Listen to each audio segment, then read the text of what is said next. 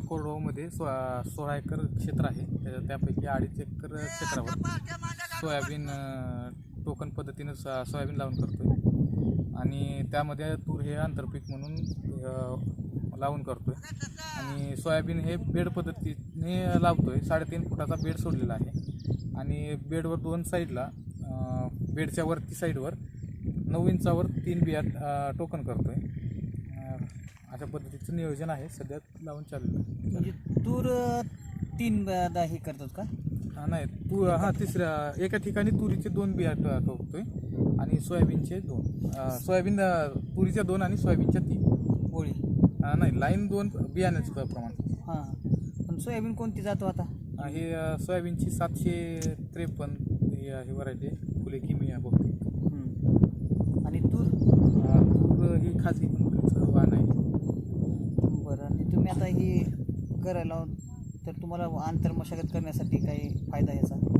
आंतरमशागत ही का आता खुरपून वगैरे घ्यावं लागेल.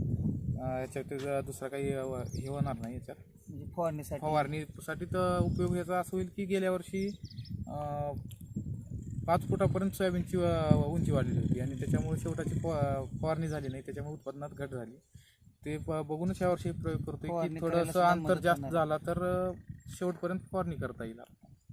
पाणी जर समजा आता तुम्ही सऱ्या केल्यामुळे, सरी कशामुळे केली किंवा तर पाणी जर पाऊस जर जास्त झाला तर त्याचा काही फायदा हे आपल्याकडं मराठवाड्यामध्ये पावसाचा खंड वर्षालाच पडतो.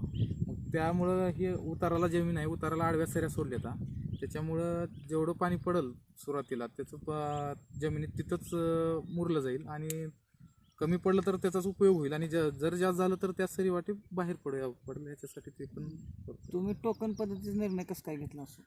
मला कृषी सहाय्यक साहेब आपले सोनकांबळे साहेब, सुगावे साहेब यांची वेगवेगळी मार्गदर्शन लागतं, त्यांनी सांगितल्यामुळे करतो. म्हणजे तुमचं आता अपेक्षा ह्याच्यात उत्पन्नामध्ये उत्पादनात एक 20-25% उत्पादनात वाढ होईल, हे पण असं माझा अंदाज आहे.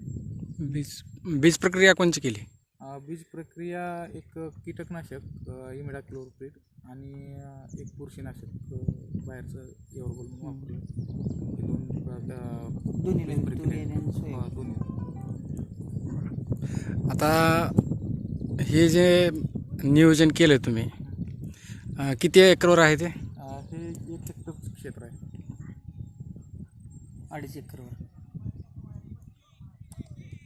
धन्यवाद.